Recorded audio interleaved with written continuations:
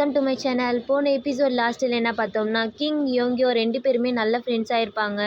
இதை பார்த்து நம்ம ரொம்ப ஷாக்காகி நின்றுருப்பான். அதுக்கப்புறம் நம்ம கிம்முக்கு ஜீப்ரா பிராண்ட் கம்பெனியில் வாய்ப்பு கிடச்சிருக்கும். அவனுக்கு எந்த சான்ஸ் கிடைக்கலன்னு நினச்சி ஃபீல் பண்ணானோ அதே சான்ஸ் கிடச்சிரும். அவனை போய் அந்த ஸ்டாஃபை போய் மீட் பண்ணும்போது, என்னை யார் ரெக்கமெண்ட் பண்ணான்னு சொல்ல முடியுமா அப்படின்னு சொல்லி கேட்குறான். ஆனால் அந்த ஸ்டாஃபோ, இல்லை கண்டிப்பாக நாங்கள் சொல்ல மாட்டோம், அது எங்கள் கம்பெனியோட சீக்ரெட் அப்படின்னு சொல்லிடுறாங்க. அடுத்து நெக்ஸ்ட் சீன் நம்ம காட்டுறாங்க. இன்னுக்கு வந்து நம்ம கிம் ஃபோன் பண்ணுறான். அவ்வளோ ஆர்வமாக எடுத்து, என்னடா என்னாச்சு அப்படின்னு சொல்லி கேட்கும்போது, நான் பாஸ் ஆகிட்டேன், ஆனால் யாரோ எனக்கு சீக்கிரட்டாக ஹெல்ப் பண்ணுறாங்களோன்னு தோணுது அப்படின்னு சொன்னோன்னே இன்னும் ஷாக் ஆகிட்டு, இல்லைடா நானா இல்லை, அது யாருங்கிறது முக்கியம் கிடையாது, என்னை நீ உன் மாடலாக எடுத்துக்கோ, எனக்கு ட்ரீட் கொடு ஓகேவா அப்படின்னு சொல்லி நம்ம இன்னும் சந்தோஷமாக சொல்லிட்டு இருக்க, நம்ம கிம்மும் இல்லை நான் வேற ஒருத்தவனை பார்க்க போகிறேன், அவனை தான் நான் என்னோட மாடலாக இருக்கேன்னு கேட்க போகிறேன், நான் உங்ககிட்ட அப்புறம் பேசுகிறேன் பாய் பாய்னு சொல்லிட்டு நம்ம கிம்மு ஃபோனை வச்சிடுறான். இதை கேட்டோடனே இன்னுக்கு ரொம்ப ஷாக் ஆகுது. என்னடா நம்ம ஒரு பெரிய மாடல், நம்மளால தான் அவனுக்கு வாய்ப்பு கிடச்சிது, கடைசியாக நம்மளை கழட்டி விட்டுட்டு போகிறானே, யாரை போய் கூப்பிட்டு போகிறான் அப்படிங்கிற மாதிரி நிறைய தாட்ஸ் ஓடிக்கிட்டே இருக்குது. அப்புறம் நெக்ஸ்ட்டு சீன் யாரை காட்டுறாங்கன்னா, நம்ம யோங்கியோவை காட்டுறாங்க. அவன் ரொம்பவே எக்ஸ்பென்சிவான ஒரு ஹோட்டலுக்கு வந்திருக்கான். யாரை பார்க்க வந்திருக்கான்னா நம்ம கிம்மை தான். கிம் வந்து இன்கிட்ட சொல்லிருப்பான் இல்லையா, நான் வந்து ஒருத்தனை பார்க்க போகிறேன், அவன்கிட்ட போய் நீ என்னோட மாடலாக இருக்கியான்னு கேட்க போகிறேன்னு சொல்லிருப்பான்ல, அது வேறு யாரும் கிடையாது, நம்ம யோங்கியோ தான். இப்போ தான் யோங்கியோவும் கிம்மும் நல்லா ஃப்ரெண்ட்ஸ் ஆகிட்டாங்க இல்லையா. லாஸ்ட் நைட் நல்லா ட்ரிங்க்ஸ்லாம் பண்ணிவிட்டு ரொம்பவே க்ளோஸ் ஃப்ரெண்ட்ஸ் ஆகிருப்பாங்க. அது மட்டும் இல்லாமல் கிம் ரெடி பண்ணி வச்சுருந்த ஷூட் நம்ம இன்னைக்கு தரவே மாட்டேன்னு பிடிவாதம் பிடிச்சது நம்ம யோங்கியோவுக்கு செட் ஆகிருக்கும். அதனால் நம்ம கிம் என்ன நினச்சிட்டானா, நம்மளோட காஸ்டியூம்ஸ்க்கு கரெக்டானவன் பர்ஃபெக்டானவன் யோங்கியோ தான்.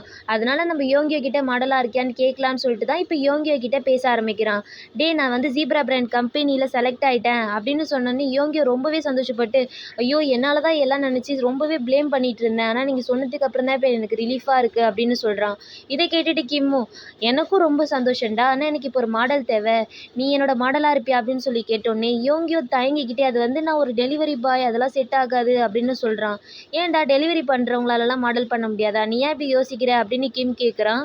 அதுக்கு யோங்கியவும், இல்லை எனக்கு வந்து எந்த ட்ரீமுமே கிடையாது, ஜஸ்ட் பார்ட் டைம் ஜாப் பண்ணாலே எனக்கு போதும், மாடல்லாம் எனக்கு வராது, என்னால் முடியாது, எனக்கு கான்ஃபிடென்ட் இல்லை அப்படின்னு யோங்கியோ சொல்கிறான். இதெல்லாம் கிம் கேட்டுட்டு பொறுமையாக, இங்கே பாரு யோங்கியோ, நீ இப்படிலாம் பேசாத, கண்டிப்பாக உன்னால் முடியும், உனக்கு டெலிவரி வேலை தான் முக்கியம்னா நான் அதுக்கு பதிலாக பணம் கொடுத்துட்றேன் அப்படின்னு சொல்லிடுறான். இதை கேட்டோன்னே யோங்கியோவுக்கு ரொம்ப கஷ்டமாயிடுது. என்னது பணமா, நான் பணத்துக்காக தான் எல்லாத்தையும் பண்ணுறேன்னு நினைக்கிறீங்களான்னு சொல்லிட்டு அவன் அங்கேருந்து போயிடுறான். நெக்ஸ்ட் டே மார்னிங் நம்ம கிம் இன்னமுமே யோங்கியோவை நினச்சே ஃபீல் பண்ணிகிட்டு இருக்கான்.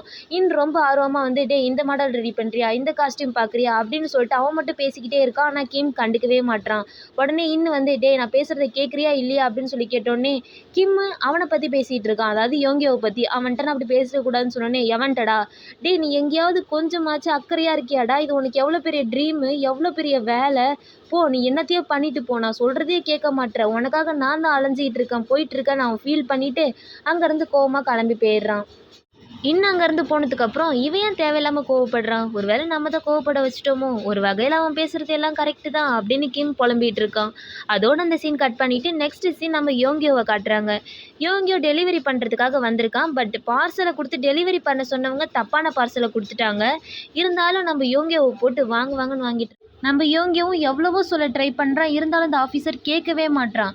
அப்போ அந்த இடத்துக்கு நம்ம வரான். என்னடா இங்கே இருக்கான் அப்படின்னு நம்மளுக்கெல்லாம் கொஷின் மார்க் வரும்.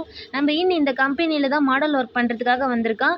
அண்ட் நம்ம யோங்கியோ டெலிவரி பண்ண வந்தது அந்த காஸ்டியூம்ஸை தான். இப்போ யோங்கியோவை பார்த்துட்டு போயிட்டு, அவன்கிட்ட என்னடா உனக்கு சண்டை, நீ எனக்கு கீழே வேலை பார்க்குறவன் தானே, நான் நினச்சா உன்னை என்ன வேணால் பண்ண முடியும், வாயை மூடிட்டுரு அப்படின்னு சொல்லிட்டு, யோங்கியோ உனக்கு ஏதாவது வேலை இருக்கா அப்படின்னு சொல்லி கேட்குறான். நம்ம யோங்கியோ அந்த திங்ஸ்லாம் எடுத்து வைக்கிறான். நம்ம கொஞ்ச நேரம் உங்ககிட்ட பேசணும் அப்படின்னு சொல்லி கேட்டிருப்பான் போல. இப்போ நெக்ஸ்ட் சீன்ல நம்ம இன்னோட அசிஸ்டன்ட் காருக்கு வெளியில வெயிட் பண்ணிட்டு இருக்கான். உள்ள கிம் யோங்கியோ 2 பேருமே உட்காந்துருக்காங்க. இவங்க 2 பேருக்குள்ள பிரேக்கப் ஆனதுக்கு அப்புறம் 2 பேரும் மீட் பண்ணிக்கவே இல்லை.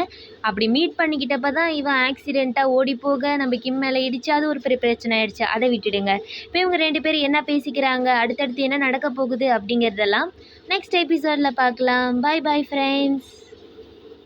Anywhere to Scooby-Doo, with your baby, until you know.